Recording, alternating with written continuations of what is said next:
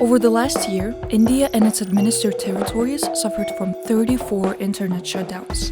And the one thing that interests me is that most of them were done on purpose by the government in power. Now other countries are watching and learning and following suit.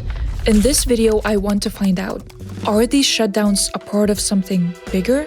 Something we all should be worried about? Is internet access now a human right? I think it's exactly that, Howard. Ongoing deadly protests in Iran. Shutdown. Governments shut them down. In 1954, India added this crucial Article 37 to its constitution. The article declared the Jammu and Kashmir territories autonomous. But more than 60 years later, out of nowhere, the news started popping up that the article was revoked. Fearing protests, the Indian government made a striking decision. And that's how Kashmir suffered one of the longest internet shutdowns the world has ever seen. Before I fully immerse myself into global dilemmas, let's figure out what the hell is an internet shutdown. The easy explanation is this. Internet shutdown is someone flipping the switch on your access to the internet. Flip, boom, gone. The sneakiest way is internet throttling. Let's say a politician. Let's name him Chad. Chad knocked down a kid. Somebody filmed it and put it on the internet. Obviously, he doesn't want a riot or a protest to start, so he asks your internet service provider to, do some throttling.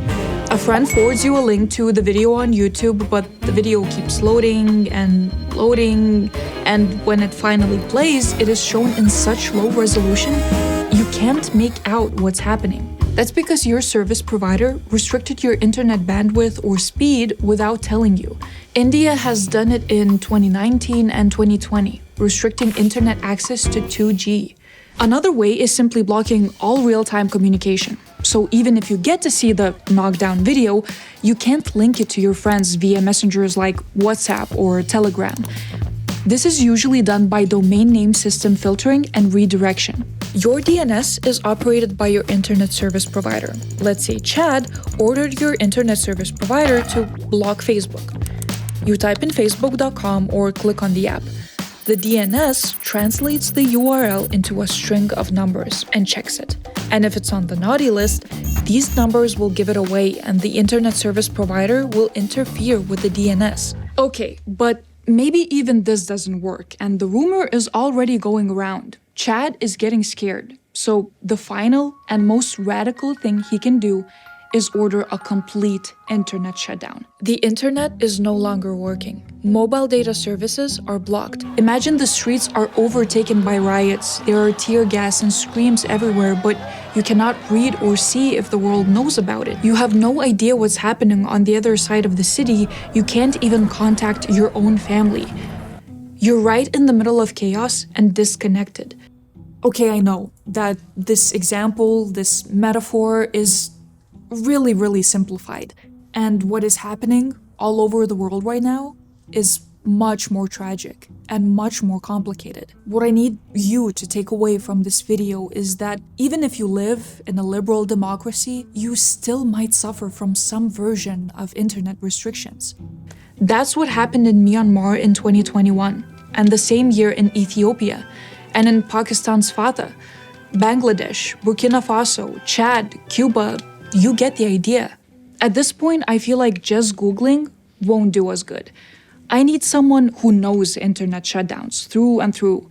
So let's call Alp Toker, a founder of Netblocks, the organization that tracks and monitors internet shutdowns throughout the world. All right, so tell me, why are these shutdowns happening? Am I right to be panicking?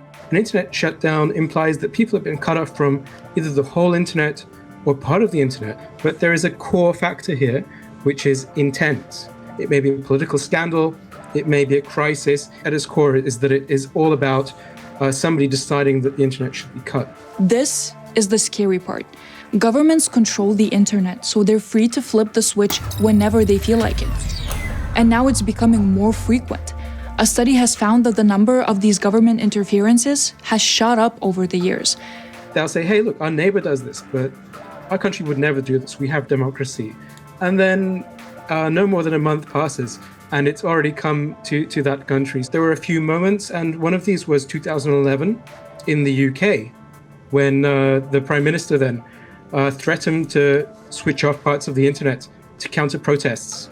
And the fact is that you never know where it's going to happen next, because overall internet freedom is declining. At this point, the only thing we can do is be aware and learn from people that have already experienced it. So here are a couple of ways to prepare for an internet shutdown, or at least a restricted access. During Zimbabwe and Congo internet shutdowns, journalists have reported that VPNs have proven essential in bypassing restrictions. Remember how the internet service provider can block social media? Well, VPNs prevent them from seeing which sites you're trying to reach and from blocking them.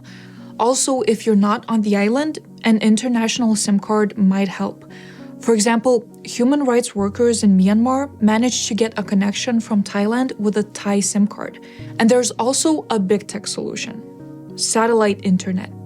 Elon Musk has sent Starlink satellite terminals to Ukraine, and now about 150,000 people are using it to access the internet. Alp, is there a way that I can be more proactive? How can I make sure that this doesn't happen? The best option is to raise awareness, get the word out, as whatever way you can. Internet shutdowns only work in silence. See, the government might always try things out and see how much power they can exercise over us.